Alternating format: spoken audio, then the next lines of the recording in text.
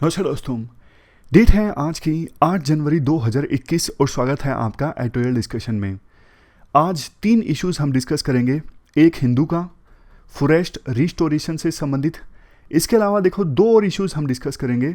एक तो the print का फेशियल रिकॉग्निशन टेक्नोलॉजी से संबंधित, और एक इंपॉर्टेंट इशू आज हम डिस्कस करेंगे बेसिक स्ट्रक्चर का, संविधान का बेसिक स्ट्रक्चर। आपके सारे जो कंसेप्ट है ना बेसिक स्ट्रक्चर के बारे में वो क्लियर हो जाएंगे। ये जो आर्टिकल है ना यहाँ पे हिंदू का, ये तो प्रधानमंत्री की सुरक्षा में जो चूक हुई ना उससे संबंधित है। गलती किसकी है, पॉलिटिक्स नहीं होनी चाहिए, सुप्रीम कोर्ट में सुनवाई होगी, ये सब पॉइंट्स हैं। मतलब ऐसे पॉइंट्स नहीं हैं जो आंसर्स में यूज हो सके। सिंपल से पॉइंट्स हैं कि आखिरकार रूट किसने क्लियर किया, अगर रूट क्लियर था तो पुलिस ने फोर्स का इस्तेमाल क्यों नहीं किया प्रोटेस्टर को हटाने के लिए। तो काइंड ऑफ ऐसी घटना है जिसे फेडरलिज्म में एग्जाम्पल के तौर पर बेशक आप इस्तेमाल कर लो, अदरवाइज इस पे क्वेश्चन नहीं आने वाला है। अब आगे बढ़ने से पहले एक बार कल जो ऐसे का पेपर यूपीएससी ने पूछा ना वो आप देख लीजिए। देखो, सबसे पहली बात मैं आपको ये बोलना चाहता हूँ, अगर आपको असहज लगा हो ना, कॉन्फिडेंस डाउन हुआ हो इस पेपर को देख के, बिल्कुल भी डरने की जरूरत नहीं है। आप में से वो लोग जिन्होंने कभी ना कभी फिलोसफी का ऐसे अटेम्प्ट किया होगा उनको तो पता है चीजें मैनेज की जा सकती हैं। मतलब एक बार आपने तरीका सीख लिया ना, उसके बाद ठीक ठाक प्रैक्टिस की तो आप इन एसेस को मैनेज कर सकते हो। सारे एसेस तो नहीं, लेकिन कुछ एसेस तो आसानी से मैनेज किए जा सकते हैं। आगे से हम थोड़ा थोड़ा ये जो कोट्स होते हैं ना अजीब से फिलोसफी के, इनको भी थोड़ा एक्सपेंड करके डिस्कस करेंगे अलग अलग डायमेंशंस में, ताकि आपके भी जो दिमाग है इस डायरेक्शन में चलना स्टार्ट हो। और जब फाइनली अगले साल आप ऐसे लिखोगे, यानी इसी साल है मेंस, कुछ महीनों के बाद अब जब आप यूपीएससी के फाइनल पेपर में बैठ के ऐसे लिखोगे तो आपको किसी प्रकार की कोई परेशानी ना हो। तो हम इस प्रकार के कोर्स को एक्सपेंड करके डिस्कस करेंगे आगे से फ्रिक्वेंटली। देखो, जाहिर तौर पर इस पेपर को देख के एक बार के लिए आप असहज आपने महसूस किया होगा कि कितने अजीब से क्वेश्चंस यूपीएससी ने पूछ लिए हैं। देखो, पिछले 4-5 सालों से फिलोसफी वाले एसेस तो यूपीएससी पूछ रही है, लेकिन इस बार तो ऑलमोस्ट सारे ही ऐसे फिलोसफी वाले हैं। बट एक बात मैं आपको बताता हूँ, इसमें से देखो 8 एसेस में से ना कुछ ऐसे हैं जो हैं तो पुराने टाइप के ही, जैसे वुमेन एम्पावरमेंट, टेक्नोलॉजी वाले, लेकिन उनको पूछा गया है फिलोसफी की आड़ में। जैसे आप ये देखिए, कौन से वाला, ये देख लीजिए, hand that rocks the cradles rules the world. पालना झुलाने वाले हाथों में ही संसार की बागडोर होती है। पालना कौन झुलाता है? मदर।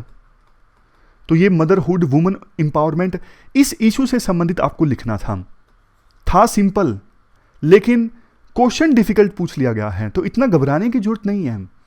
हाँ, सारे एसेस करने लायक नहीं थे। देखो, कुछ तो बिल्कुल वेग से हैं, पता ही नहीं लगा कि लिख भी दिया तो कैसा लिखा, सही डायरेक्शन में लिखा नहीं लिखा, लेकिन कुछ अटेम्प्ट किए जा सकते हैं। देखो, जैसे ये हैं, they are better practices to the best practices. अब ये भी लिखा जा सकता है कि बेस्ट कुछ नहीं होता, बेस्ट के आगे भी स्कोप होता है। जैसे देखो, इसमें एरिस्टोटल का कंसेप्ट होता है गोल्डन मीन का, जिसमें एरिस्टोटल ये कहना चाहते हैं कि आप बिल्कुल एक्सट्रीम में मत जाओ। बेस्ट प्रैक्टिकेबल, देखो बेस्ट प्रैक्टिकेबल इंप्लीमेंट क्या किया जा सकता है। जैसे देखो, मैं अपना एग्जांपल देता हूँ।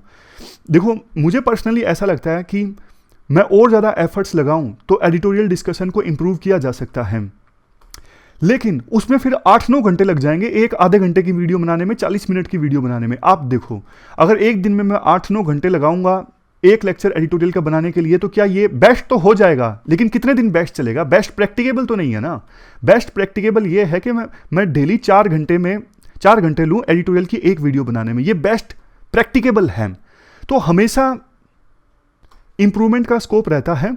इस थीम पर आप काफ़ी सारी डायमेंशंस ऐड कर सकते हो। इतिहास में जाओ कि पहले स्लेव्स की वेलफेयर के बारे में सोचा जाए, यही बहुत कुछ था, लेकिन धीरे धीरे स्लेवरी खत्म हुई, अब धीरे धीरे हर एक की ह्यूमन डिग्निटी का ख्याल रखा जाता है, इक्वलिटी आ गई। तो हुआ ना, उस समय बेस्ट ये माना जाता था कि बस स्लेव्स की वेलफेयर का सोच लो, उतना ही बहुत है, स्लेवरी तो खत्म कभी नहीं होगी। लेकिन आज टाइम कितना बदल गया है। तो हर एक डायमेंशन में, टेक्नोलॉजी की डायमेंशन में पहले इंटरनेट आया था, आज तो देखो कैसी कैसी टेक्नोलॉजीज आ रही हैं। तो हमेशा अच्छी प्रैक्टिसेस का स्कोप रहता है। इसी बात को आप अलग अलग डायमेंशंस में दिखा सकते हो। और देखो जो यूपीएससी के ये स्टेटमेंट्स होती है ना, ये होते क्वेश्चन हैं, क्वेश्चन मार्क आप अपने आप लगा लिया करो। और अगर आप इस स्टेटमेंट से सहमत ना भी हो ना, तो उसके खिलाफ भी लिखो। कोई ज़रूरी नहीं कि जो स्टेटमेंट्स यूपीएससी ने दी हैं इनको जस्टिफाई ही करना है। जैसे पालना झूलने वाले हाथों में ही संसार की बागडोर होती है। अब काइंड ऑफ यूपीएससी तो ये बोलना चाहता है कि जो वुमेन होती हैं उनके हाथों में संसार की बागडोर है, क्योंकि जिन बच्चों को उन्होंने बड़ा किया है कल को वही बच्चे देश की बागडोर संभालेंगे। बट आप इस बात के एक विरोध में भी लिख सकते हो कि कैसे वुमेन एम्पावरमेंट सिर्फ मिथ है। आज भी कितने कम महिलाओं के पास एग्रीकल्चर में लैंड ओनरशिप है, कितनी कम महिलाएं पॉलिटिक्स में दिखती हैं, कितनी कम महिलाएं जुडिशरी में दिखती हैं।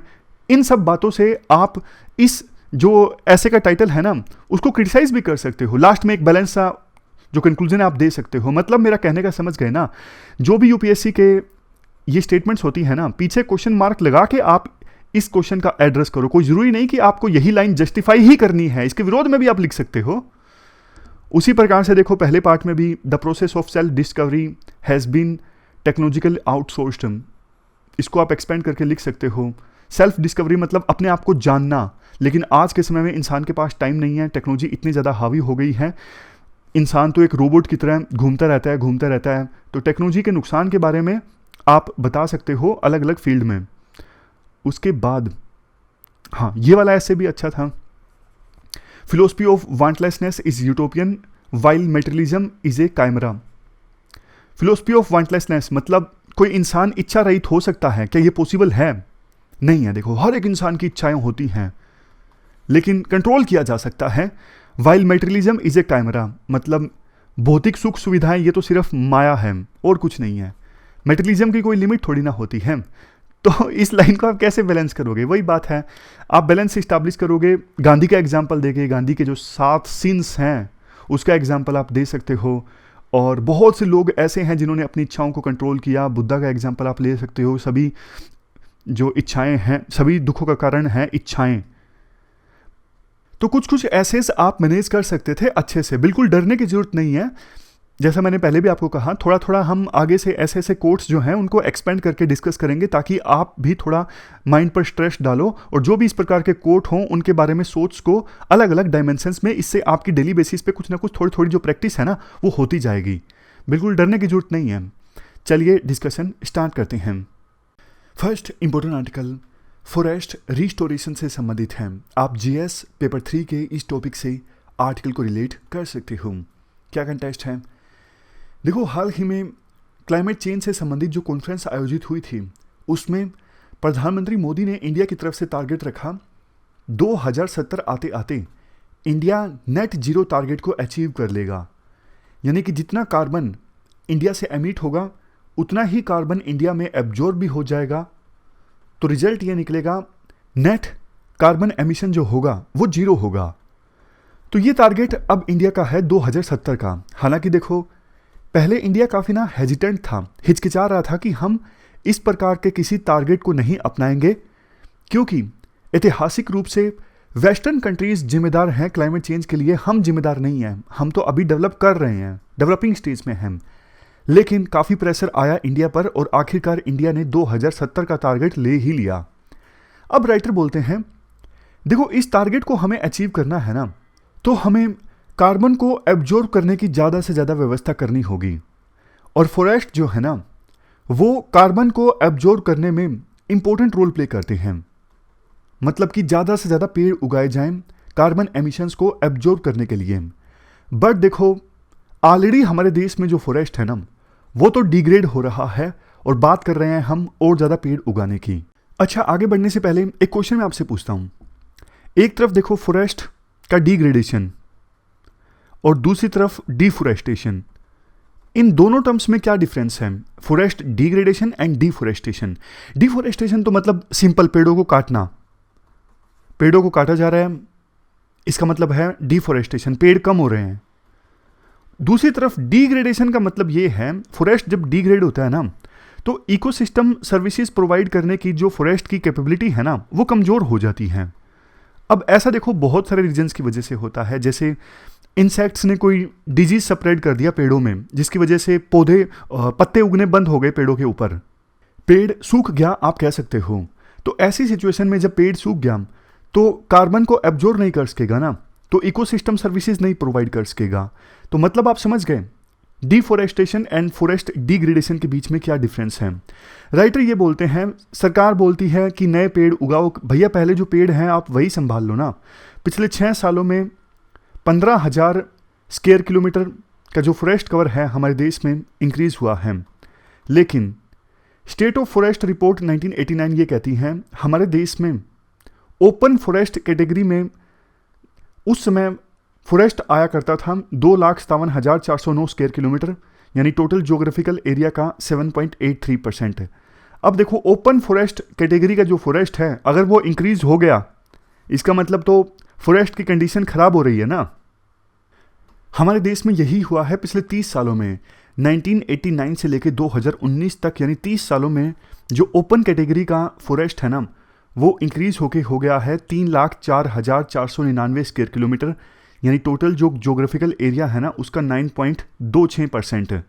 इसका मतलब ऑन एन एवरेज हर साल 1.57 लाख हेक्टेयर का जो फॉरेस्ट है ना वो डिग्रेड हो रहा है। और ये काफ़ी सारे रीजंस की वजह से हो रहा है, जिसमें सबसे मेन है ह्यूमन एक्टिविटीज़, जैसे इंक्रोचमेंट हो रहा है फॉरेस्ट का, फॉरेस्ट में लोग घर बना लेते हैं, खेती करने लगते हैं, ग्रेजिंग के कारण, फायर के कारण या फिर दूसरे फैक्टर्स के कारण फॉरेस्ट का डिग्रेडेशन हो रहा है। ये भी कहा जाता है आर्टिकल में 1980 से लेके अभी तक 1.5 मिलियन हेक्टेयर का जो फॉरेस्ट है ना वो डाइवर्ट हो चुका है डेवलपमेंट एक्टिविटीज़ के लिए, और नियरली 1.48 मिलियन हेक्टेयर का जो फॉरेस्ट है ना उसको इंक्रोच कर लिया गया है लोगों के द्वारा। इसके लिए देखो बहुत सारे फैक्टर्स रिस्पॉन्सिबल हैं।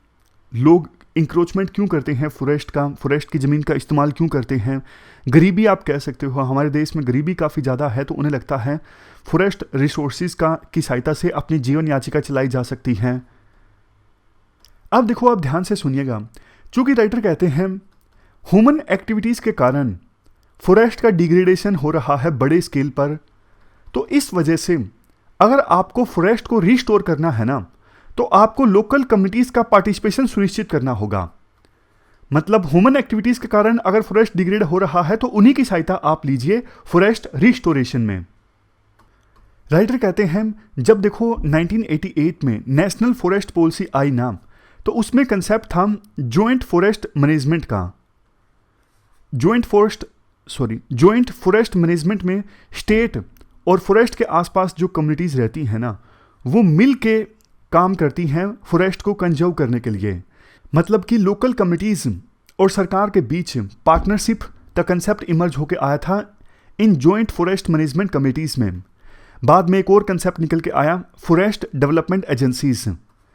फॉरेस्ट डेवलपमेंट एजेंसीज इसलिए इस्टेब्लिश की गई थी, जैसे देखो मैं आपको एग्जांपल की सहायता से बताता हूँ। मान लीजिए फॉरेस्ट है, ये फॉरेस्ट है।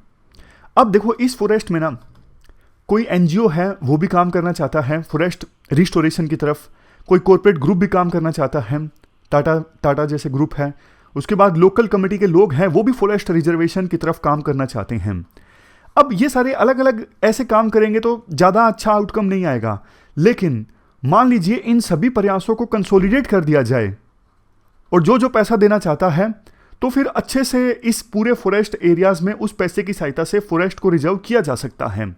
तो कहने का मतलब ये है, ये जो अलग अलग प्रयास पहले होते थे ना उनको कंसोलिडेट करने के लिए फॉरेस्ट डेवलपमेंट एजेंसीज इस्टेब्लिश की गई थी, और fund joint forest management committees के पास फंड आता है इन्हीं फॉरेस्ट डेवलपमेंट एजेंसीज के थ्रू।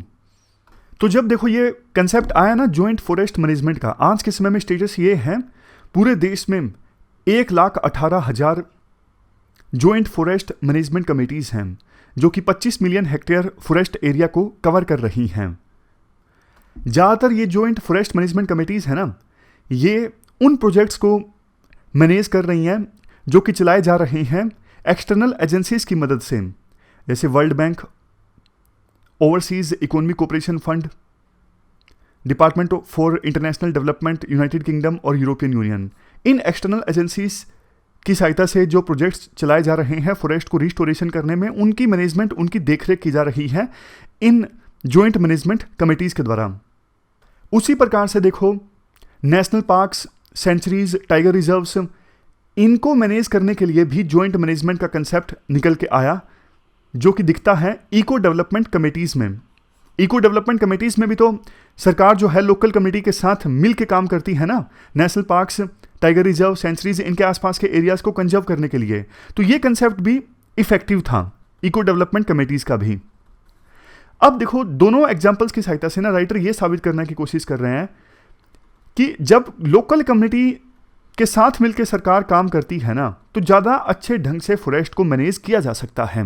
पहले तो सरकार ने ऐसा किया था, लेकिन आज के समय में बहुत सारे ऐसे प्रोजेक्ट हैं, जैसे देखो integrated development of wild life habitat, project tiger, fire management, CAMPA यानी compensatory afforestation management and planning authority, इन सब में लोकल कम्युनिटीज़ का जो पार्टिसिपेशन है ना बहुत कम है। यानी इन सारे प्रोजेक्ट्स में जॉइंट फॉरेस्ट मैनेजमेंट कमिटीज़ का रोल बहुत ज़्यादा कम है। नाम का पार्टिसिपेशन होता है in joint forest management committees का। तो इस वजह से फॉरेस्ट डिग्रेडेशन बढ़ रहा है। जहाँ जहाँ पे जॉइंट फॉरेस्ट मैनेजमेंट कमिटीज़ को इन्वॉल्व किया गया है ना, वो प्रोजेक्ट सफल साबित हुए हैं। और ये सारे जो प्रोजेक्ट्स हैं ना अभी लैग कर रहे हैं, क्योंकि इसमें लोकल कम्युनिटीज़ का पार्टिसिपेशन नहीं है through joint forest management committees. इसके बाद राइटर ये कहते हैं आज के समय में देखो जो लोकल इंस्टीट्यूशंस है ना, जैसे ग्राम पंचायत हो गया या फिर जॉइंट फॉरेस्ट मैनेजमेंट कमेटी हो गया, इनका रोल ना सिर्फ कंसल्टेशन तक रह गया है।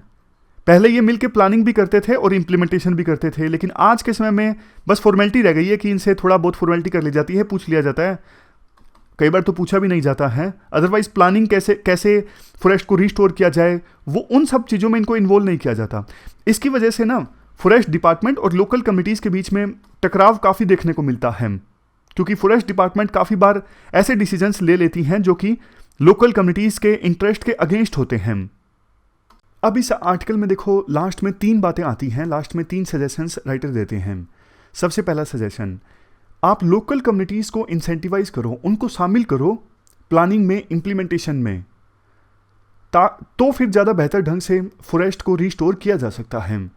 और इसके लिए देखो एप्रोप्रिएट पॉलिसी इंटरवेंशंस की आवश्यकता है, मतलब सही ढंग से आपको पॉलिसीज़ बनानी होंगी।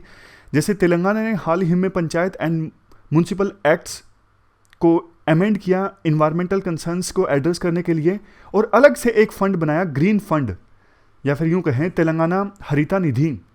इस फंड की सहायता से लोकल लेवल पे ट्री प्लांटिंग और इससे संबंधित दूसरी जो एक्टिविटीज़ हैं ना कैरी आउट की जाती हैं, ताकि फॉरेस्ट को रिस्टोर किया जा सके। तेलंगाना के इसी मॉडल को दूसरे राज्यों में भी इंप्लीमेंट करने की आवश्यकता है। बिल्कुल लास्ट पॉइंट, वैसे देखो India Glasgow leader declaration on forest and land use का सिग्नेटरी तो नहीं है, लेकिन फिर भी अगर लोकल कम्युनिटीज़ के साथ पार्टनरशिप इस्टेब्लिश की जाती है, फॉरेस्ट रिस्टोरेशन में ज़्यादा फंड्स आते हैं, तो फिर इंडिया का जो बड़ा टारगेट है ना 2070 तक नेट कार्बन एमिशन, इस टारगेट को अचीव कर सकता है। और इसके साथ साथ देखो हमारी जो बहुमूल्य बायोडाइवर्सिटी है वो भी तो प्रोटेक्ट होगी ना। तो ये हमने पूरा आर्टिकल डिस्कस किया फॉरेस्ट रिस्टोरेशन से संबंधित। चलते हैं आगे। इसके बाद नेक्स्ट आर्टिकल संविधान के बेसिक स्ट्रक्चर से संबंधित है। आप जीएस पेपर 2 के इस टॉपिक से आर्टिकल को रिलेट कर सकते हो। देखो हाल ही में ना एक इशू काफ़ी ज़्यादा सुर्खियों में है। कुछ एक्सपर्ट्स ऐसे हैं जो आवाज़ उठा रही हैं कोलिजियन सिस्टम के विरुद्ध। वो बोलते हैं जजेस ही जजेस को अपॉइंट कर रही हैं, ऐसे सिस्टम को इन्विजन हमारे देश के संविधान निर्माताओं ने नहीं किया था। लेकिन दूसरे पक्ष ने यह कहा है कि देखो जुडिशरी की इंडिपेंडेंस ये संविधान के बेसिक स्ट्रक्चर का पार्ट है, तो उसे ही इंप्लीमेंट करने की दिशा में ये कोलिजियन सिस्टम आप मान सकते हो एक कदम है, एक एग्जाम्पल है। तो बात देखो जुडिशियल अपॉइंटमेंट की हम नहीं करेंगे इस आर्टिकल में, बात हम करेंगे बेसिक स्ट्रक्चर की। बेसिक स्ट्रक्चर संविधान का है क्या, ये कंसेप्ट कैसे इमर्ज होकर आया, बिल्कुल बेसिक्स से ही हम इस इशू को डिस्कस करना स्टार्ट करेंगे। हमारा देश आज़ाद होता है, संविधान बनता है। संविधान में जो डीपीएसपी हैं, डायरेक्टिव प्रिंसिपल्स, वो देखो इन्फोर्सेबल तो नहीं है, लेकिन डीपीएसपी एक प्रकार से इंस्ट्रक्शंस हैं, गाइडलाइंस हैं जिसके अनुसार सरकार को काम करना है। जो भी सरकार बनती है उस सरकार को काम करना होगा डीपीएसपी के हिसाब से। डीपीएसपी में आर्टिकल 38 और 39 बी ये कहता है कि सरकार की ड्यूटी होगी लोगों की वेलफेयर को इंश्योर करना। सरकार की ये भी ड्यूटी होगी कि जो वेल्थ है वो कुछ ही हाथों में कॉन्सेंट्रेट ना हो, वेल्थ का डिस्ट्रीब्यूशन इस प्रकार से हो, समाज में इनइक्वालिटीज यानी असमानताएं कम से कम हों। अब आप ध्यान से सुनिएगा। देखो, ब्रिटिशर्स जब हमारे देश में राज कर रहे थे तो उन्होंने रेवेन्यू कलेक्ट करने के लिए अलग अलग मेथड्स अपनाए। जमींदारों के पास बहुत बहुत लैंड जमा हो गया था। मतलब कुछ लोग ऐसे थे जमींदार जिनके पास 500 एकड़ लैंड, 1000 एकड़ लैंड, और बहुत से लोग ऐसे जिनके पास बिल्कुल लैंड नहीं। तो एक प्रकार से बहुत ज़्यादा इनइक्वालिटीज। और ये सरकार की ड्यूटी बनती थी कि आर्टिकल 38 और 39 बी के हिसाब से इनइक्वालिटीज को कम करना, यानी लैंड रिफॉर्म लेके आना, ताकि जो सरप्लस लैंड है जमींदार के पास, अगर किसी जमींदार के पास 1000 एकड़ लैंड है, भाई आप 20 एकड़ रख लो, बाकी जिन लोगों को आवश्यकता है ये लैंड उनको दिया जाएगा। इस प्रकार के कानून गवर्नमेंट लेके आई 1950 में, जमींदारी एबोलिशन एक्ट। अब देखो, गवर्नमेंट जब जमींदारों से लैंड छीनने लगी तो जाहिर सी बात है जमींदारों को तो अच्छा नहीं लगेगा। जमींदार गए कोर्ट्स में। कोर्ट्स में जाके जमींदार बोले कि सर जी देखो, ये हमारे फंडामेंटल राइट्स को वायलेट कर रहे हैं। आर्टिकल 19 और आर्टिकल 31, उस समय राइट टू प्रॉपर्टी एक फंडामेंटल राइट हुआ करता था। तो जमींदारों ने जाके कोर्ट्स में बोला, सर जी देखो, आर्टिकल 19 और आर्टिकल 31 के हिसाब से जो प्रॉपर्टी है वो हमारा फंडामेंटल राइट है, और सरकार ऐसा कोई कानून नहीं बना सकती जो फंडामेंटल राइट्स को वायलेट करता हो। अगर सरकार ऐसा करती है, अगर सरकार ऐसा कोई कानून बनाती है जो फंडामेंटल राइट्स को वायलेट करता हो, तो वो सरकार का कानून नल एंड वॉइड हो जाएगा। ऐसा साफ तौर पे लिखा हुआ है आर्टिकल 13 में। तो कोर्ट्स ने कहा कि बात तो जी आपकी ठीक है। तो कोर्ट ने जमींदारी एबोलिशन एक्ट को स्ट्राइक डाउन कर दिया और कहा सरकार को कोई हक नहीं है जमींदारों से उनकी ज़मीन छीनने का, क्योंकि अगर सरकार ऐसा करती है तो ये फंडामेंटल राइट का उल्लंघन होगा, और आर्टिकल 13 के हिसाब से हर एक वो कानून नल एंड वॉइड हो जाएगा जो फंडामेंटल राइट्स को वायलेट करता हो। तो कोर्ट के इस वर्डिक्ट के बाद सरकार ने सोचा ये तो गलत काम हो गया, मतलब कैसे काम चलेगा, लैंड रिफॉर्म तो लाने ही पड़ेंगे, और कोर्ट ने जमींदारी एबोलिशन एक्ट को स्ट्राइक डाउन कर दिया। तो सरकार ने तरीका खोजा, सरकार ने संविधान को अमेंड कर दिया। 1951 में आती है संविधान की फर्स्ट अमेंडमेंट, पहली अमेंडमेंट। फर्स्ट अमेंडमेंट में सरकार ने दो चीज़ें की। एक तो शेड्यूल 9 ऐड किया गया, इसके अलावा इंसर्ट किया गया आर्टिकल 31 बी। 31 बी में देखो ये लिखा हुआ है, जो एक्ट्स शेड्यूल 9 में डाले जाएंगे चाहे वो फंडामेंटल राइट्स को वायलेट भी करते हों, जुडिशरी उन्हें स्ट्राइक डाउन नहीं कर सकती। यानी जुडिशरी से पावर छीन ली गई कि शेड्यूल 9 में जो एक्ट्स डाले गए हैं उन एक्ट्स को रिव्यू नहीं किया जा सकता जुडिशरी के द्वारा। तो इस प्रकार से संविधान को अमेंड करके सरकार ने कोशिश की कि अब जमींदारी एबोलिशन एक्ट को हम रख देंगे शेड्यूल 9 के अंदर, और शेड्यूल 9 के अंदर जो एक्ट्स हैं उनको जुडिशरी रिव्यू नहीं कर सकेगी, चाहे वो फंडामेंटल राइट्स को वायलेट ही क्यों ना करते हों। ऐसा लिखा हुआ है आर्टिकल 31 बी में। तो फर्स्ट अमेंडमेंट के बाद सरकार फिर से लग गई लैंड रिफॉर्म्स के काम में, और जमींदारों से उनकी ज़मीनें एक्वायर की जाने लगी। इसी बीच संविधान की जो फर्स्ट अमेंडमेंट थी उसे चैलेंज कर दिया गया सुप्रीम कोर्ट में। सुप्रीम कोर्ट में जाके पिटिशनर्स ने बोला कि जी देखो, ऐसा थोड़ी हो सकता है, सरकार फंडामेंटल राइट थोड़ी ना छीन सकती है संविधान को अमेंड करके, क्योंकि साफ तौर पे लिखा हुआ है आर्टिकल 13 में कि जो भी कानून फंडामेंटल राइट्स को वायलेट करेगा वो कानून नल एंड वॉइड हो जाएगा।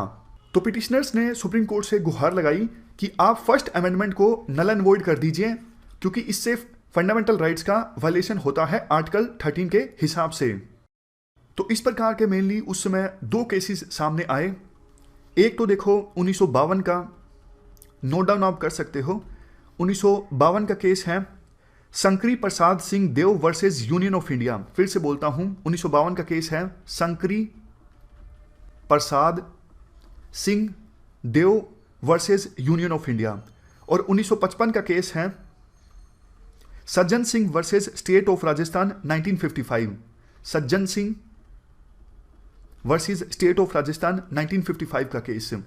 ये दो केस सुप्रीम कोर्ट में आए जिसमें पिटिशनर ने कहा था आर्टिकल 13 के हिसाब से जो फर्स्ट अमेंडमेंट है उसे आप नल एंड वॉइड कर दीजिए। अब देखो, आप ध्यान से सुनिएगा। आप एक बात बताओ, उस समय देश का प्रधानमंत्री कौन था? नेहरू। और नेहरू का कद इतना बड़ा, क्या सुप्रीम कोर्ट के जजेस की हिम्मत थी उस समय नेहरू के खिलाफ चले जाएं? देखो, प्रोसीजर के हिसाब से जा सकते थे, लेकिन प्रैक्टिकल सोच के देखिए, नेहरू का कद इतना बड़ा, उन्होंने आज़ादी के लिए इतनी लड़ाई लड़ी, तो सुप्रीम कोर्ट के जो जज थे उनकी एक प्रकार से हिम्मत सी नहीं हो रही थी कि नेहरू के खिलाफ वो चले जाएं। और दूसरा इशू भी ऐसा है लैंड रिफॉर्म का कि पब्लिक में ये इशू अपील बहुत करता है। तो 1952 के शंकरी प्रसाद और 1955 के सज्जन सिंह केस में सुप्रीम कोर्ट ने अपना फैसला दिया कि संविधान को अमेंड करके फंडामेंटल राइट्स भी छीने जा सकते हैं। वर्ड्स पे खेल गई सुप्रीम कोर्ट। सुप्रीम कोर्ट ने कहा कि भैया आर्टिकल 13 में लिखा हुआ है एनी लॉ लिखा हुआ है, अमेंडमेंट नहीं लिखा हुआ, यानी संविधान को अमेंड करके फंडामेंटल राइट्स छीने जा सकते हैं। समझ गए? तो ये सुप्रीम कोर्ट का जजमेंट आया 1952 में और 1955 में। 1952 का केस था शंकरी प्रसाद और 1955 का केस था सज्जन सिंह। तो एसेंस आप निकाल सकते हो, सुप्रीम कोर्ट ने घुटने टेक दिए पार्लियामेंट के सामने कि आप संविधान को अमेंड करके चाहे मर्जी फंडामेंटल राइट्स छीन लो। तो इसके बाद क्या होता है? इसके बाद हो जाती है नेहरू की डेथ 1964 में। और समय के अनुसार सुप्रीम कोर्ट भी अपने आप को असर्ट करना स्टार्ट कर देती है। सुप्रीम कोर्ट के जजेस में हिम्मत आना स्टार्ट हो जाती है। तो 1967 से पहले इसी प्रकार का एक और मामला सामने आया। दो भाई थे, नाम था हेनरी गोलकनाथ और विलियम गोलकनाथ। इनके पास पंजाब में 500 एकड़ लैंड था। फिर से बोलता हूं, विलियम गोलकनाथ और हेनरी गोलकनाथ, दोनों भाइयों के पास पंजाब में 500 एकड़ की जमीन थी। लेकिन पंजाब सरकार ने क्या किया? Punjab security and land tenure act के हिसाब से, Punjab security and land tenure act के हिसाब से इनको सिर्फ 20 एकड़ दे दिया और बाकी इनसे एक्वायर कर लिया। तो गोलकनाथ भाई गए सुप्रीम कोर्ट के पास और जाके बोले कि देखो जी, हमारा तो लैंड छीन लिया, ये तो राइट टू इक्वालिटी के अगेंस्ट है, आर्टिकल 14 के अगेंस्ट है, राइट टू प्रोफेशन के अगेंस्ट है, यानी आर्टिकल 19 के अगेंस्ट है, आर्टिकल 31 के अगेंस्ट है। बहुत सारी चीजें उन्होंने जाके बोली कि हमारे सारे फंडामेंटल राइट्स का वायलेशन हो रहा है और ये गलत है। पंजाब सरकार का तर्क ये था सुप्रीम कोर्ट के सामने, हमने जिस एक्ट की सहायता से गोलकनाथ बंधुओं का लैंड एक्वायर किया है, वो जो एक्ट है वो आता है शेड्यूल 9 में, और शेड्यूल 9 में जो एक्ट आता है उसे आप रिव्यू नहीं कर सकते, चाहे उससे फंडामेंटल राइट्स का वायलेशन ही क्यों ना होता हो। ये आया था फर्स्ट अमेंडमेंट से। तो उस समय तक तो आपको पता है सुप्रीम कोर्ट काफी स्ट्रांग हो चुकी थी, नेहरू की डेथ हो चुकी थी और आजादी को भी ऑलमोस्ट 20 साल हो गए थे। सुप्रीम कोर्ट ने कहा कि हम फिर से कंसीडर करेंगे क्या पार्लियामेंट में अमेंडमेंट की सहायता से फंडामेंटल राइट को छीना जा सकता है या फिर नहीं छीना जा सकता है। तो सुप्रीम कोर्ट ने 1967 के गोलकनाथ वर्सेस पंजाब इस केस में अपना वर्डिक्ट दिया और कहा आर्टिकल 368 के हिसाब से भी संविधान को इस प्रकार से अमेंड नहीं किया जा सकता, इस प्रकार से चेंज नहीं किया जा सकता कि फंडामेंटल राइट्स का वायलेशन हो। यानी सुप्रीम कोर्ट ने, आप कह सकते हो, यू टर्न ले लिया। 1952 और 1955 के शंकरी प्रसाद और सज्जन सिंह केस में सुप्रीम कोर्ट ने यह कहा था संविधान में अमेंडमेंट लाके फंडामेंटल राइट्स छीने जा सकते हैं, लेकिन सुप्रीम कोर्ट ने 1967 के केस में यू टर्न ले लिया और कहा नहीं भैया, आप संविधान को अमेंड करके भी फंडामेंटल राइट्स नहीं छीन सकते जनता के। तो इस केस से पार्लियामेंट की जो पावर्स हैं बहुत अंडरमाइन होती हैं। उसके बाद क्या होता है, इंदिरा गांधी देश की प्रधानमंत्री बनती हैं और इंदिरा गांधी ने, आपको पता है, शुरुआत में अपनी ही पार्टी में काफ़ी सारा बगावत झेली थी और इसी वजह से वो कुछ सोशलिस्ट एजेंडा को अपनाती हैं, जनता को वेलफेयर पहुंचाने की कोशिश करती हैं ताकि जनता की सिंपैथी हासिल की जा सके, जनता के वोट्स हासिल किए जा सके। इसी दिशा में इंदिरा गांधी की सरकार ने बैंक्स का नेशनलाइजेशन कर दिया। प्रीवी पर्स का इशू आपने सुना होगा। जब देखो सरदार पटेल ने बहुत सारी रियासतों को इंडिया में मिलाया था, तो बहुत सारे राजाओं को ये वादा किया गया था कि हम आपको एनुअल ग्रांट देंगे, आप अपना फ्लैग लगा सकते हो, टाइटल लगा सकते हो। लेकिन इन सब चीज़ों को इंदिरा गांधी ने एबोलिश कर दिया, तो ये इशू भी गया था कोर्ट में। तो बहुत सारे ऐसे इश्यूज उस समय कोर्ट में गए, जुडिशरी के बीच और इंदिरा गांधी सरकार के बीच टसल देखने को मिला, फाइट देखने को मिली। ये वो समय था, देखो 1971, 1972, इंदिरा गांधी सरकार ने पार्लियामेंट की पावर्स को फिर से हासिल करने की कोशिश की। काफ़ी सारी अमेंडमेंट्स की गई संविधान में, जैसे अमेंडमेंट 24, अमेंडमेंट 25, अमेंडमेंट 26 और अमेंडमेंट 29। जैसे मैं आपको दो अमेंडमेंट्स के बारे में बताता हूँ। अमेंडमेंट 25 क्या थी संविधान की, और अमेंडमेंट 29 क्या थी। अमेंडमेंट 25 के हिसाब से एक तो देखो आर्टिकल 31A को चेंज किया गया। अगर सरकार किसी से लैंड एक्वायर करती है और कंपनसेशन कम दी जाती है, तो वो पर्सन सुप्रीम कोर्ट के सामने या फिर कोर्ट के सामने जाके ये नहीं बोल सकता कि मेरे फंडामेंटल राइट का वायलेशन हो गया है। और दूसरा, अमेंडमेंट 25 के हिसाब से एक नया आर्टिकल इंसर्ट किया गया संविधान में, 31C। ये क्या था? आर्टिकल 31C जो कि ऐड किया गया अमेंडमेंट 25 की सहायता से, कहता है अगर सरकार डीपीएसपी को इंप्लीमेंट करने के लिए, यानी डायरेक्टिव प्रिंसिपल्स को इंप्लीमेंट करने के लिए सरकार कोई कानून लाती है, तो उस कानून को रिव्यू नहीं किया जा सकता सुप्रीम कोर्ट के द्वारा, ये कहते हुए कि वो जो कानून है वो फंडामेंटल राइट का वायलेशन करता है।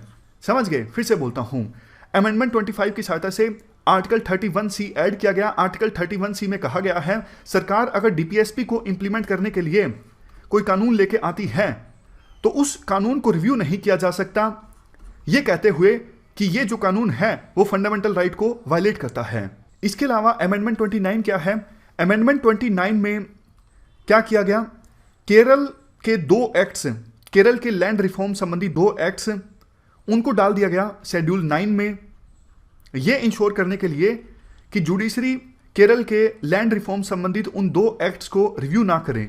तो कहने का एसेंस देखो ये है, इन अमेंडमेंट्स की सहायता से सरकार की तरफ से पूरी कोशिश की गई कि 1967 में गोलकनाथ केस में जो सुप्रीम कोर्ट की जजमेंट आई थी, जिसमें सुप्रीम कोर्ट ने कहा था कि आप संविधान को अमेंड करके भी फंडामेंटल राइट्स नहीं छीन सकते, इस जजमेंट को नलीफाई किया जा सके।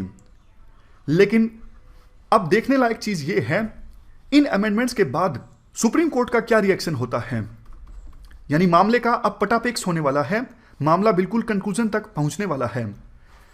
1972 में केरल में जो लैंड रिफॉर्म्स एक्ट आए, उसके बाद क्या हुआ, एक मठ था केरल में जिसके प्रीस्ट थे केशवानंद, उनकी मठ की 500 एकड़ जमीन को एक्वायर कर लिया गया।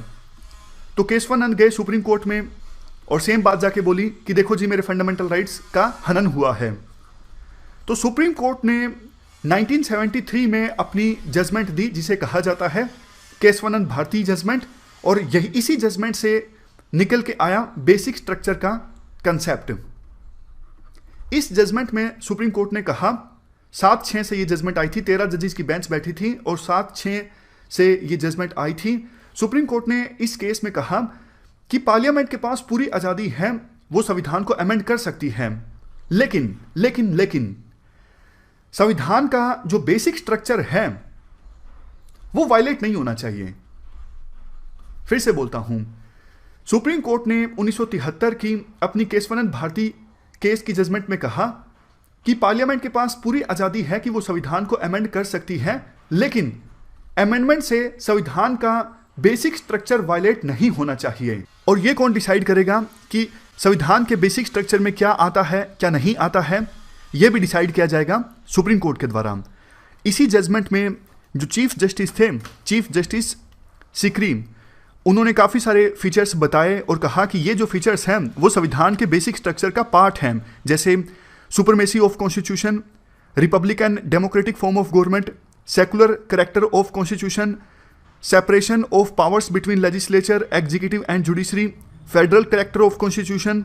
इसके अलावा जस्टिस ग्रोवर और जस्टिस सेलट ने भी कहा कि कुछ फीचर्स जो हैं वो संविधान के बेसिक स्ट्रक्चर का पार्ट हैं, जैसे unity and integrity of the nation, sovereignty of the country. Justice Hegde ने भी कुछ फीचर्स बताए जो कि संविधान के बेसिक स्ट्रक्चर का पार्ट है, democratic character of polity, unity of country. कहने का एसेंस देखो ये हुआ ये भी सुप्रीम कोर्ट ही तय करेगी कि कौन सी चीज़ संविधान का बेसिक स्ट्रक्चर का पार्ट है। और जो चीज़ सुप्रीम कोर्ट ने तय कर ली कि ये संविधान के बेसिक स्ट्रक्चर का पार्ट है, सरकार संविधान को अमेंड करके ऐसा कुछ नहीं कर सकती जिससे संविधान का जो बेसिक स्ट्रक्चर है वो वायलेट होता हो। तो एक प्रकार से बैलेंस इस्टेब्लिश करने की कोशिश की गई सुप्रीम कोर्ट ने अपने इस केशवानंद भारती केस की जजमेंट में। 1967 का जो गोलकनाथ केस था, उस केस में सुप्रीम कोर्ट ने यह कहा था आर्टिकल 368 जो है वो सिर्फ एक प्रोसीजर बताता है। आर्टिकल 368 पावर नहीं देता पार्लियामेंट को। लेकिन केशवानंद भारती केस में सुप्रीम कोर्ट ने कहा कि आर्टिकल 368 पार्लियामेंट को पावर भी देता है और प्रोसीजर भी बताता है संविधान को अमेंड करने का। यानी गोलकनाथ केस में जो कुछ कहा गया वो गलत था। बैलेंस इस्टेब्लिश करने की सुप्रीम कोर्ट ने कोशिश की। 1973 के इस केशवानंद भारती केस में सुप्रीम कोर्ट ने कहा कि पार्लियामेंट चाहे सब कुछ अमेंड कर सकती है, लेकिन उस अमेंडमेंट से संविधान का बेसिक स्ट्रक्चर वायलेट नहीं होना चाहिए। और ये कौन डिसाइड करेगा कौन सी चीज़ संविधान के बेसिक स्ट्रक्चर में आती है, कौन सी नहीं आती है, यह भी डिसाइड किया जाएगा सुप्रीम कोर्ट के द्वारा। तो एक प्रकार से सुप्रीम कोर्ट ने अपनी इस केशवानंद भारती केस की जजमेंट में यह साफ कर दिया कि पार्लियामेंट के पास अनलिमिटेड पावर नहीं है संविधान को अमेंड करने की। हाँ, ये बात सही है, वो आर्टिकल 368 के हिसाब से संविधान को अमेंड कर सकते हैं, लेकिन उनके पास अनलिमिटेड पावर नहीं है। संविधान की अमेंडमेंट संविधान के बेसिक स्ट्रक्चर को वायलेट नहीं करनी चाहिए। अब देखो, इसके जवाब में कुछ एक्सपर्ट्स ऐसे भी हैं जिन्होंने कहा ये तो देखो टायरनी ऑफ अनइलेक्टेड है। सुप्रीम कोर्ट के जो जज हैं वो डिसाइड करेंगे क्या कुछ बेसिक स्ट्रक्चर में आता है और क्या कुछ बेसिक स्ट्रक्चर में नहीं आता है। तो जो चुने हुए प्रतिनिधि हैं पार्लियामेंट में, उनकी तो चलेगी नहीं, सुप्रीम कोर्ट के जजेस की चलेगी। तो ये क्रिटिसिज्म होता है बेसिक स्ट्रक्चर के कंसेप्ट का कि ये टायरनी ऑफ अनइलेक्टेड है। क्यों? जजेस की तो देखो अकाउंटेबिलिटी भी ठीक से तय नहीं होती। जजेस को जनता ने नहीं चुना है। अगर वो इस प्रकार से डिसाइड करेंगे कौन सी चीज़ संविधान के बेसिक स्ट्रक्चर को वायलेट करती है, कौन सी नहीं करती है, तो फिर पार्लियामेंट के पास जो पावर्स हैं वो कम हो जाती हैं। जनता के द्वारा चुने हुए जो प्रतिनिधि हैं उनकी जो पावर्स हैं बहुत हद तक लिमिटेड हो जाती हैं। लेकिन अब आप ध्यान से सुनिएगा, बेसिक स्ट्रक्चर के पक्ष में बहुत सारे आर्गुमेंट दिए जाते हैं। सबसे पहला आर्गुमेंट, अगर देखो पार्लियामेंट को पूरी आज़ादी दे दी गई, अनलिमिटेड पावर दे दी गई संविधान को अमेंड करने की, कल को मान लीजिए ऐसी गवर्नमेंट सत्ता में आ गई, उस पार्टी की लोकसभा में भी प्रचंड बहुमत है और राज्यसभा में भी प्रचंड बहुमत है, तो पार्लियामेंट तो यह भी डिसाइड कर सकती है कि देश को दो टुकड़ों में बांट दिया जाए। यानी आर्टिकल जो 1 है जिसमें बताया हुआ है यूनियन ऑफ इंडिया के बारे में, उस आर्टिकल को अमेंड करके इंडिया के दो टुकड़े कर दिए जाएं। तो क्या यह मान्य होगा? बिल्कुल नहीं मान्य होगा। यह बेसिक स्ट्रक्चर के अगेंस्ट है। इसलिए बेसिक स्ट्रक्चर का जो कंसेप्ट है वो बिल्कुल ठीक है, ताकि इस प्रकार की अमेंडमेंट कोई भी ना हो सके। दूसरा आप एग्जाम्पल देख सकते हो, मान लीजिए कोई ऐसी पार्टी का बहुमत आ जाए लोकसभा में भी और राज्यसभा में भी, और वो प्रचंड बहुमत हो, वो सिचुएशन के हिसाब से आर्टिकल 21 को भी चेंज कर दे, यानी राइट टू लाइफ को। क्या ये अमेंडमेंट जायज होगा? नहीं, बिल्कुल नहीं। अगर देखो पार्लियामेंट को अनलिमिटेड पावर दे दी जाए संविधान को अमेंड करने की, कल को वो इस प्रकार की अमेंडमेंट भी ला सकते हैं कि इंडिया पर फिर से मुगल एम्पायर इस्टेब्लिश हो जाए या फिर ब्रिटिश पावर फिर से इस्टेब्लिश हो जाए। क्या वो अमेंडमेंट जायज होगा? नहीं, नहीं जायज होगा। जो लोग ये कहते हैं पार्लियामेंट के पास पूरी पावर्स होनी चाहिए संविधान को अमेंड करने की, उन लोगों को ये समझने की आवश्यकता है, कल को मान लीजिए ऐसी पॉलिटिकल पार्टी का बहुमत आ जाता है लोकसभा में भी और राज्यसभा में भी, जो संविधान में अमेंड करके ये प्रोविजन कर देती है कि इंडिया के ऊपर शासन चलेगा यूएसए का, तो क्या ये अमेंडमेंट जायज होगी? क्या पार्लियामेंट को आज़ादी देनी चाहिए इस प्रकार से संविधान को अमेंड करने की? बिल्कुल नहीं। अगर देखो इस प्रकार का अमेंडमेंट किया जाएगा तो वो संविधान इंडिया का संविधान रहेगा ही नहीं, वो तो यूएसए का संविधान हो जाएगा। तो इसलिए बेसिक स्ट्रक्चर का जो कंसेप्ट है वो बिल्कुल ठीक कंसेप्ट है। बेसिक स्ट्रक्चर के कंसेप्ट से मेजॉरिटेरियन गवर्नमेंट की जो पावर्स हैं वो लिमिटेड रहती हैं। और देखो असल में अमेंडमेंट का मतलब भी यही है। जब हम कहते हैं संविधान को अमेंड करना, इसका मतलब ये होता है संविधान में माइनर चेंजेस लाना। अमेंडमेंट का मतलब होता है माइनर चेंजेस। अमेंडमेंट का मतलब ये नहीं होता कि आप संविधान को ही चेंज कर दो। मतलब पार्लियामेंट के पास आर्टिकल 368 के हिसाब से सिर्फ संविधान में माइनर चेंजेस लाने की पावर है। ऐसी पावर नहीं है कि वो पुराने संविधान को बदल करके नया संविधान ले आए। समझ गए? तो बेसिक स्ट्रक्चर का कंसेप्ट बिल्कुल ठीक कंसेप्ट है। ये किसी भी रेजीम को टोटलिटेरियन रेजीम बनने से रोकता है।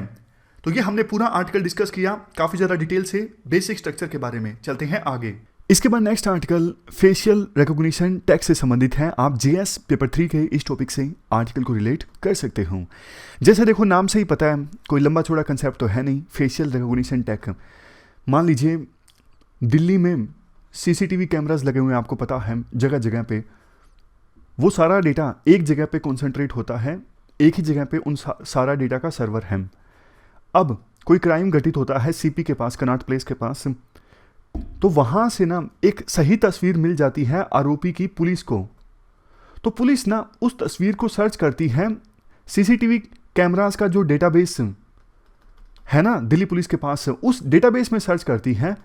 तो पूरे दिल्ली में जहां पे भी जिस भी सीसीटीवी कैमरा में उस आरोपी की तस्वीर कैप्चर होगी ना, तो पुलिस को अलार्म मिल जाएगा कि ये जो आरोपी है उस एरिया में घूम रहा है जहां पे जिस एरिया के सीसीटीवी कैमरा में तस्वीर मिली है आरोपी की। कई सारे देशों की लॉ इन्फोर्समेंट एजेंसीज देखो इस टेक्नोलॉजी का इस्तेमाल करती हैं आरोपियों को और अपराधियों को पकड़ने के लिए, आइडेंटिफाई करने के लिए, गिरफ्तार करने के लिए। लेकिन हमारे देश में फेशियल रिकॉग्निशन टैग का इस्तेमाल किया ना जाए या फिर किया जाए, ये कंट्रोवर्शियल इशू है, क्योंकि बहुत सारे इश्यूज इसमें निकल के आते हैं अगर इस टेक्नोलॉजी का इस्तेमाल किया जाता है। जैसे इंडिविजुअल प्राइवेसी का इशू है, इंफॉर्मेशन के लीक होने का इशू है, स्टेट सैंक्शन मास सर्विलियंस का इशू है कि सरकार जो है वो बड़े स्केल पे सर्विलियंस करवा सकती है अपने सिटीजन्स की, और टेक्नोलॉजी में भी कमी सामने आ सकती है जिसकी वजह से कोई निर्दोष आदमी पकड़ा जाएगा, उसको परेशानी होगी, ये भी एक इशू है। तो अब देखो 2 स्टडीज इस मामले में कंडक्ट हुई। एक तो centre for applied law and technology research की, जिसने फेशियल रिकॉग्निशन टेक्नोलॉजी पर 2 वर्किंग पेपर्स जारी किए, जिसमें बताया गया क्या क्या रिस्क इन्वॉल्व हैं, क्या लीगल चैलेंजेस हैं अगर इस टेक्नोलॉजी का इस्तेमाल किया जाता है हमारे देश में लॉ इन्फोर्समेंट एजेंसीज के द्वारा। और सेकंड वर्किंग पेपर जो है ना, वो तो बल्कि एग्जामिन करता है हमारे देश में दिल्ली पुलिस ने एफआईटी को यूज किया है।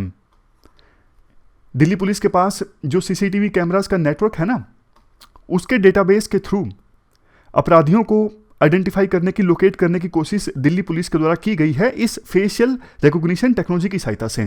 तो उसका क्या रिजल्ट निकला, रिजल्ट सही निकला, गलत निकला, वो सब सेकंड वर्किंग पेपर में चीजें सामने आई।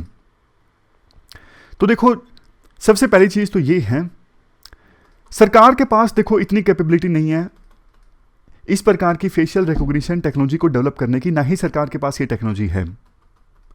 तो सरकार ने जाहिर तौर पर यह टेक्नोलॉजी यूज की है तो उसे प्रोक्योर किया होगा प्राइवेट सेक्टर के प्लेयर से। अब प्राइवेट सेक्टर के प्लेयर से सरकार ने प्रोक्योर की यह टेक्नोलॉजी, तो कब की? मतलब सरकार ने कहीं पे बताया ही नहीं हमने इस प्राइवेट कंपनी से यह टेक्नोलॉजी प्रोक्योर की है, ना ही कोई पब्लिक टेंडर जारी किया गया। मतलब पब्लिक डोमेन में कुछ भी नहीं है ऐसा कि जनता को पता लगे कि सरकार ने प्राइवेट प्लेयर से ये जो टेक्नोलॉजी है, ये जो सॉफ्टवेयर है ना, वो खरीदे हैं। नेक्स्ट चीज देखो, ये जो काम होता है ना, काफी ट्रस्ट का काम होता है, विश्वास का, तभी ये काम सरकार करती है कि इंफॉर्मेशन बिल्कुल लीक ना हो जाए। प्राइवेट प्लेयर्स ने अगर ऐसी टेक्नोलॉजी बना के सरकार को दी है इंडिया में, तो कल को वही प्राइवेट प्लेयर्स उसका मिसयूज भी तो कर सकते हैं ना। प्राइवेट प्लेयर्स के पास तो सारा डेटा होगा, तो वो डेटा को मिसयूज कर सकते हैं, लीक कर सकते हैं डेटा को, प्राइवेसी का हनन हो सकता है। और देखो बड़ी चीज ये भी है ना, अगर सरकार ने यानी दिल्ली पुलिस ने प्राइवेट प्लेयर से ये टेक्नोलॉजी ली है यानी सॉफ्टवेयर लिया है, तो मतलब उन प्राइवेट प्लेयर्स का इंटरेस्ट इन्वॉल्व है। वो तो देखो इस टेक्नोलॉजी के फायदों को, सॉफ्टवेयर के फायदों को बढ़ा चढ़ा के बताएंगे और देश में दूसरी एजेंसीज को भी ये सॉफ्टवेयर बेचने की कोशिश करेंगे। तो जाहिर तौर पर ये तो वो वाली चीज हो जाएगी कि प्राइवेट कंपनीज को पैसा मिल रहा है, इसलिए वो पब्लिक पॉलिसी को इन्फ्लुएंस कर रहे हैं कि आप इस टेक्नोलॉजी का इस्तेमाल कीजिए, इससे बहुत ज़्यादा फायदे होंगे। और धीरे धीरे हमारे देश में लॉ इन्फोर्समेंट एजेंसीज जो हैं वो डिपेंडेंट हो जाएंगे इस सॉफ्टवेयर के ऊपर। वैसे भी देखो हमारे देश में पुलिस पर काफ़ी आरोप लगता है, पुलिस स्टेशंस में पुलिस पर्सनल की काफ़ी कमी होती है, तो इसलिए वो जल्दबाजी में छानबीन करते हैं। कई बार तो जिस पर शक होता है इसको इतना मारा पीटा जाता है कि वो खुद ही सच बता दे, लेकिन बाद में पता लगता है कि उसने बेचारे ने क्राइम किया ही नहीं था। अगर ज़्यादा पुलिस वाले हों, पुलिस स्टेशंस में अच्छी टेक्नोलॉजी का इस्तेमाल वो करें, तो फिर कायदे से देखो इन्वेस्टिगेशन ऐसी होनी चाहिए कि आप बिल्कुल थप्पड़ भी ना मारो जो आरोपी हैं, लेकिन एविडेंस आपके पास इतना है उससे प्रूव हो जाए कि इसी ने क्राइम किया है। लेकिन हमारे देश में शॉर्टकट अपनाते हैं। हमारे देश में छानबीन तो बाद में करते हैं, पहले जो भी जिस पर भी शक होता है उसको मारा पीटा जाता है ताकि वो खुद ही सच सच बता दे। और पुलिस वालों को इतना एक्सपीरियंस हो जाता है कि अगर कोई पर्सन इतनी मार झेल लेगा तो इसका मतलब उसने क्राइम नहीं किया है, क्योंकि पुलिस वालों को पता होता है ज़्यादातर लोग कुछ ही मार झेलने के बाद में सच बोल देते हैं। लेकिन देखो बहुत बार जो प्रोफेशनल क्रिमिनल्स होते हैं ना, वो झेल जाते हैं और इस मामले में पुलिस गलत साबित होती है। ये कोई साइंटिफिक तरीका थोड़ी ना है इन्वेस्टिगेशन का कि मारो ह्यूमन बींग्स को, बेचारों को। जिसने क्राइम नहीं किया उसके साथ उसकी डिग्निटी कितनी वायलेट होती है, सोच के देखिए उसके साथ कितना ह्यूमन राइट्स का वायलेशन हुआ है। तो ये तरीका गलत है। खैर राइटर कहते हैं गलत तो देखो फिर ये फेशियल रिकॉग्निशन टेक भी है, क्योंकि इसमें बहुत बार अब जैसे एल्गोरिथम ऐसा बना है फेशियल रिकॉग्निशन टेक में, माइनॉरिटीज़ हैं या फिर जो गरीब लोग हैं उनके चांसेस ज़्यादा हैं इस एल्गोरिथम में आने के। यानी कई बार जो इनोसेंट माइनॉरिटीज़ के लोग हैं, गरीब लोग हैं, डिप्रेस्ड सेक्शंस के लोग हैं ना, वो फंस जाएंगे इस टेक्नोलॉजी की वजह से, उनकी हरासमेंट हो जाएगी अगर एल्गोरिथम में कोई भी कमी निकली तो। अब लास्ट में पॉइंट देखो ये है, सरकार ना अपना काम डेलीगेट कर रही है। अगर इस प्रकार की टेक्नोलॉजी सरकार यूज़ भी करती है ना हमारे देश में, मतलब लॉ इन्फोर्समेंट एजेंसीज अगर इस प्रकार की टेक्नोलॉजी यूज़ करती हैं तो खुद ही सरकार को डेवलप करनी चाहिए ना। आप प्राइवेट प्लेयर्स को इंपॉर्टेंट काम जो है वो डेलीगेट कर रहे हो, ये डेलीगेशन नहीं चलेगा। ये काफ़ी इंपॉर्टेंट टास्क है, इसमें ट्रांसपेरेंसी रहनी चाहिए, इसमें अकाउंटेबिलिटी फिक्स होनी चाहिए। अगर कुछ गलती होती है, कुछ लीकेजेस होते हैं, प्राइवेसी का हनन होता है, तो आप इस इंपॉर्टेंट काम को डेलीगेट मत कीजिए प्राइवेट प्लेयर्स को। तो ये पूरा इशू हमने डिस्कस किया फेस रिकॉग्निशन टेक से संबंधित। तो इस प्रकार से हमने 3 इश्यूज़ को काफ़ी ज़्यादा डिटेल से डिस्कस किया। इस डिस्कशन में फ़िलहाल इतना ही है। Thank you very much for discussion.